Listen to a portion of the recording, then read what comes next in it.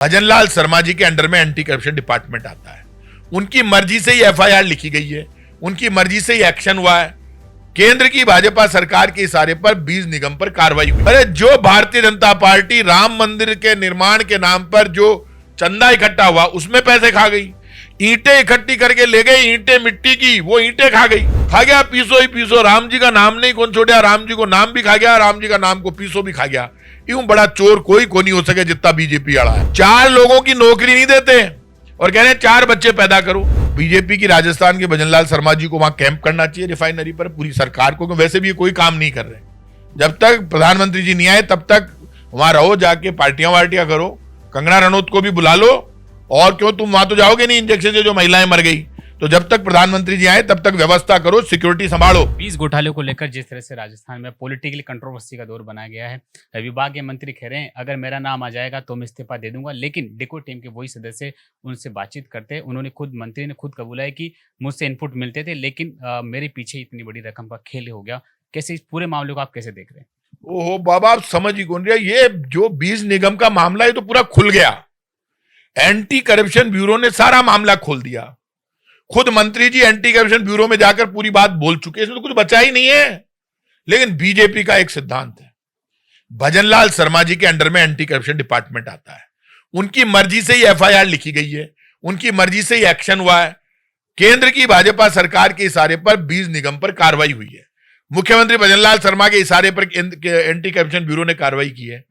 मंत्री को डराया गया है और ये करप्शन जितना होना था भ्रष्टाचार हो गया, लेकिन रिजल्ट 0 आएगा। भारतीय जनता पार्टी के नेता और इस पूरी सरकार दिल्ली से लेकर यहां तक कोई कार्रवाई नहीं करेगी, भ्रष्टाचार पे सिर्फ नाटक करेगी। अरे जो भारतीय जनता पार्टी राम मंदिर के निर्माण के नाम पर जो चंदा इकट्ठा हुआ उसमें पैसे खा गई, ईंटें इकट्ठी करके ले गई, ईंटें मिट्टी की, वो ईंटें खा गई।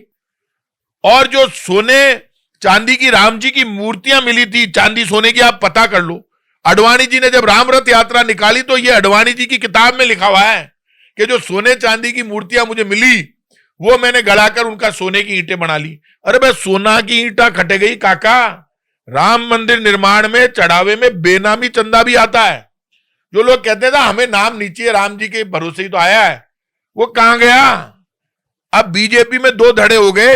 एक धड़ा जो माल खा चुका है, एक जिसको नहीं मिला वो कह रहा है अरे चंदो भी खा गया, राम मंदिर निर्माण में पैसा इकट्ठा हुआ वो भी खा गए। जब राम मंदिर निर्माण का चंदा भी खा गए और निर्माण के नाम पर पैसा इकट्ठा किया वो भी खा गए, तो हजारों करोड़ का घोटाला तो राम मंदिर निर्माण और राम मंदिर चंदे पर हो गया। तो इस बीजेपी के अभी भी लोग गीत गा रहे हैं, तो इसका कोई इलाज नहीं है भाई साहब। खा गया पीसो ही पीसो, राम जी का नाम नहीं कौन छोड़ा, राम जी को नाम भी खा गया, राम जी का नाम को पीसो भी खा गया। यूं बड़ा चोर कोई को नहीं हो सके जितना बीजेपी अड़ा है। बीज घोटाले को लेकर मंत्री जब मुख्यमंत्री से गुहार लगा रहे हैं कि उनका अगर वो सही पाए जाते हैं वो इस्तीफा तो देंगे, लेकिन इस पूरे मामले की जांच वगैरह कैसे देख रहे हैं? मंत्री जी खुद कह रहे हैं कि सरकार को उसको जांच करनी चाहिए। क्या लगता है कि सरकार मंत्री जी की नहीं सुन रही? समझ नहीं रहे।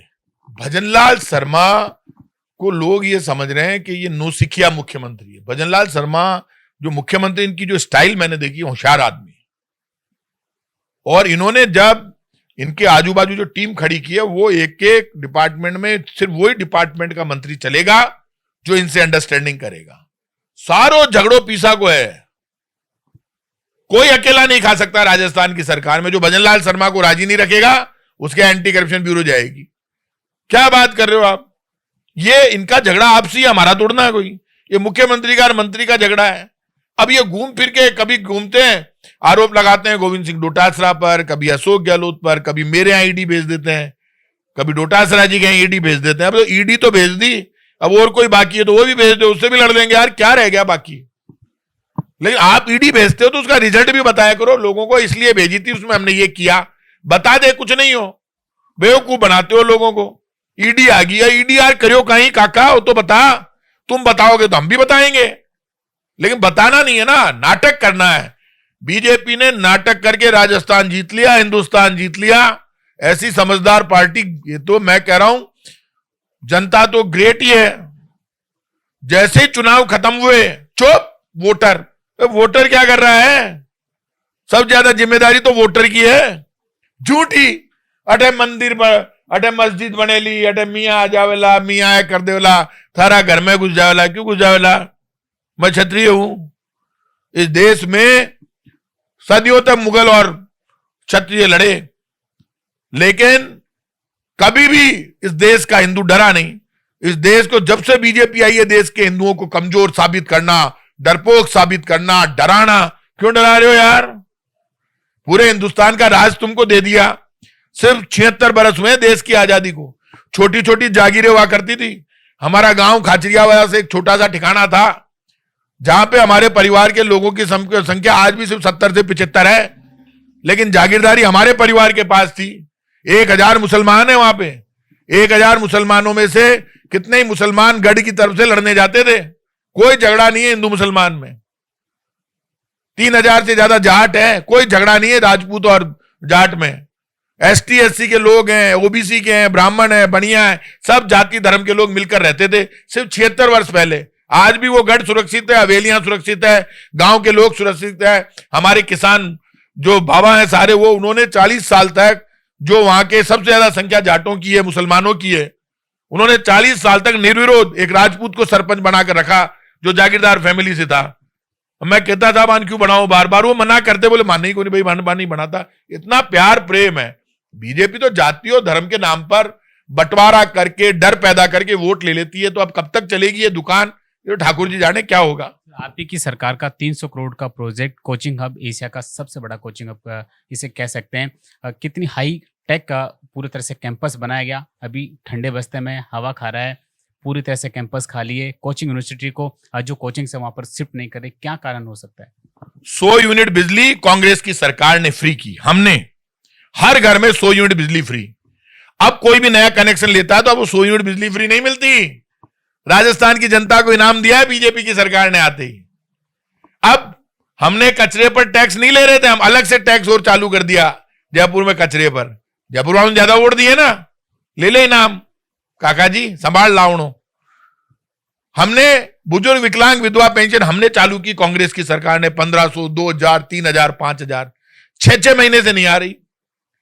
हमने 25 लाख तक का इलाज फ्री किया। Rajasthan government health scheme, private अस्पताल में जाओ इलाज कराओ। अब तो सरकारी अस्पताल में जो दवाई खरीद रहे हैं, हमने जो फ्री दवा योजना चालू की थी, उसमें कमीशन खाने के चक्कर में लोग मर गए। बीजेपी वाले क्या कर रहे हैं? ये जयपुर में, राजधानी में, घाट की गुणी में टनल, आपकी ये जितनी मेट्रो है, आपका ये जितने अंडरपास है, जितने पुलिया है, बीसलपुर का पानी है, सारा हम लेकर आए। 2.5 साल में 2.5 पैसे का काम नहीं किया इन्होंने। आप मुझे ये बताओ, राजस्थान की हर योजना हमारी है। हमने योजनाएं चालू की, इन्होंने योजनाएं बंद कर दी। अब ये कह रहे हैं कि अब आप अपने मकान के बाहर जो गाड़ियां खड़ी करोगे, कार, जीप, तो उनका चालान करेंगे। तो मुख्यमंत्री जी की छत पे खड़ी करेगा कार और जीप? आप मुझे ये बताओ, राजस्थान की सरकार ये कह रही है कार, जीप और ये जो गाड़ियां घरों के बाहर खड़ी होती है, उनको खड़ी नहीं होने देंगे। क्यों? हमारा घर तुम्हारे बाप का है क्या? कौन हो तुम? अरे मेरी गली में, जयपुर की हर गली में गली वाले तय करेंगे गाड़ियां कहां खड़ी होगी। सरकार तय करेगी इस गली में गाड़ियां खड़ी होगी नहीं होगी। हटा के बता, मुख्यमंत्री निवास पे जाके खड़ी करवा दूंगा जयपुर वालों की पूरे गाड़ियां सारी की सारी। और अठे लगाओ, अठे कमाल हो गया। मुख्यमंत्री जी तो 50 बीघा के बंगले में रहते हैं। मुख्यमंत्री है, बीजेपी वालों के माल है। राजस्थान की सरकार ने 40 गज के फ्लैट का मकान बेचे हाउसिंग बोर्ड ने, जेडीए ने। 40 गज के मकान में जब सरकार ने या वो पार्किंग नहीं दी, तो आदमी के पास मकान लेने के लिए, रहने के लिए जगह नहीं है। राजस्थान में क्या देश की बीजेपी की सरकार कहती है 4 बच्चे पैदा करो। अरे काका जी, मैं इसलिए तो रो रहा हूं। इंदिरा गांधी का हम दो हमारे दो प्लान बेस्ट है। तुम कह रहे हो गाड़ी बाहर नहीं लगाने देंगे, तुम कल कहोगे कि लोगों को घूमने नहीं देंगे सड़क पे, टक्कर खा खा के मर जाएंगे। 4 लोगों की नौकरी नहीं देते और कह रहे हैं 4 बच्चे पैदा करो। बातें करा लो वोट के लिए, डायलॉग बाजी करा लो, और कह रहे हैं गाड़ियां बाहर खड़ी नहीं होने देंगे। ऐसे चूत पड़ेंगे बीजेपी वालों के। सरकार आगे आगे दौड़ेगी और जनता पीछे पीछे दौड़ेगी। बाप की दुकान समझ रखी है। ऐसे निकाल दिया ऑर्डर। मेरे पास बेचारे कम से कम 50-100 लोगों के फोन आ गए। अरे भाई साहब, ये तंग कर रहे हैं सरकार के लोग, आगे गाड़ी खड़ी नहीं हो रहा, खड़ी रख, डर मत। अभी जिंदा बैठा हूं, मर जाऊं तो मैं कह नहीं सकता, लेकिन जिंदा रहूंगा तब तक तो जयपुर की जनता पर जुल्म नहीं होगा। बाड़मेर रिफाइनरी को लेकर एक बार फिर प्रधानमंत्री नरेंद्र मोदी राजस्थान के दौरे पर आ रहे हैं। जब पहले भी आ रहे थे उस समय आग लग गई थी, अब वापस से तैयारियां पूरी है, प्रधानमंत्री नरेंद्र मोदी एक बार फिर आ रहे हैं, कैसे देख रहे हैं? मैं ठाकुर जी से प्रार्थना करूं आग नहीं लगनी चाहिए दोबारा। इसलिए नहीं लगनी चाहिए, अब बीजेपी की राजस्थान के भजनलाल शर्मा जी को वहां कैंप करना चाहिए रिफाइनरी पर, पूरी सरकार को, वैसे भी ये कोई काम नहीं कर रहे। जब तक प्रधानमंत्री जी नहीं आए तब तक वहां रहो, जाके पार्टियां वार्टियां करो, कंगना रनौत को भी बुला लो। और क्यों, तुम वहां तो जाओगे नहीं इंजेक्शन से जो महिलाएं मर गई। तो जब तक प्रधानमंत्री जी आए तब तक व्यवस्था करो, सिक्योरिटी संभालो।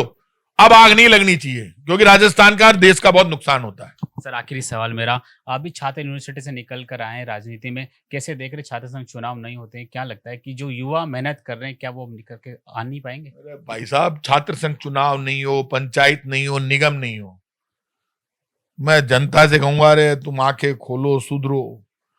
2.5 साल से ज्यादा हो गए, अभी भी ये कांग्रेस के ऊपर पत्थर फेंकते हैं बीजेपी वाले। पैसे बीजेपी वाले खा रहे हैं, ट्रांसफर पे रोक इन्होंने लगाई, 100 यूनिट बिजली इन्होंने बंद कर दी, नकली दवाई बेच रहे हैं, पाप ये कर रहे हैं, जितनी हमारी योजनाएं थे सब बंद कर दी, फिर भी कहते हैं कांग्रेस जिम्मेदार है। तो ये माल खा रहे हैं, उसमें हम जिम्मेदार हैं क्या? मुख्यमंत्री भजनलाल शर्मा, मंत्री, एमएलए, पूरे राजस्थान को लूट लिया, बर्बाद कर दिया, इसके लिए भी हम जिम्मेदार हैं। हम तो 2.5 साल से बाहर है, पार्लियामेंट हार गए, एमएलए हार गया, माने कौन पूछ रही है? ना भारत सरकार है ना राजस्थान की सरकार है, हम तो खुद ही सड़क पर आए हुए हैं, लड़ लेते हैं जहां जनता आती है। अब बीजेपी वाले चाहे कि हम राजस्थान को बंगाल बना दें, भैया बुझाओं में दम है। बंगाल तो आज बने काल बने, हमारे ऊपर एक लाठी चलेगी तो जनता हमारे पास, मान लो इनके पास 70% वोट है, 30% तो हमारे पास भी है, इनके पास 60% लड़ने वाले हैं बीजेपी वालों के पास, तो 20% हमारे पास भी, हमारे 20% इनके 60% से हल्के नहीं है। अभी भी वो 60% के बुखार चढ़ा था, हमारा कुछ नहीं बिगाड़ सकते, हम डर नहीं रहे।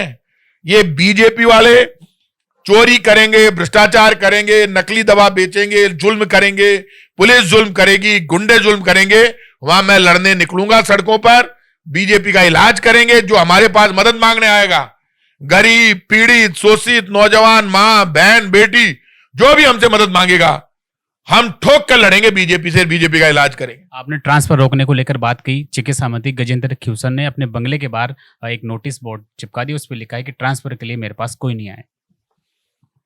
यार क्यों एक पाछे पड़ा हो मेडिकल मिनिस्टर के, पूरा सिस्टम ही फेल है। ट्रांसफर उसी का होगा बीजेपी की सरकार में जो पैसे पहुंचा देगा, चाहे कोई सा ही डिपार्टमेंट हो। इन बीजेपी कार्यकर्ताओं को ये डिजाइन नहीं देते, हो सकता है आज मेरे कहने के बाद डिजाइन देना चालू कर दे। एमएलए, मंत्री और ये सारे के सारे उन्हीं का डिजाइन तो देते ही नहीं है, बीजेपी के कार्यकर्ताओं खुद ही पैसे खा जाते हैं।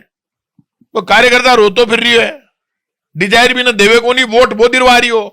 घर घर में जाके झूठा प्रचार कर रहा था, यहां मस्जिद बन जाएगी, ऐसे हो जाएगा, भाई साहब बहन बेटियां सुरक्षित नहीं रहेगी। वो बीजेपी का कार्यकर्ता 2 बटन बंद करके, जब पब्लिक कहती है भाई साहब आप ही आए थे वोट मांगने, मेरे बाप गलती हो गई। तो ये थे प्रताप सिंह खाचरियावास, जिन्होंने राजस्थान की चिकित्सा सेवाओं को लेकर और सरकार के जो पूर्ववर्ती इनकी सरकार में जो योजनाएं रही उनको लेकर, और जिस तरह से लॉ एंड ऑर्डर को लेकर जिन्होंने बात करी, बेबाक तरीके से अपने अंदाज में इन्होंने सारे सवालों का आंसर दिया। कैमरामैन सचिन यादव के साथ में राकेश रावानिया, गोल्डन हिंद, जयपुर।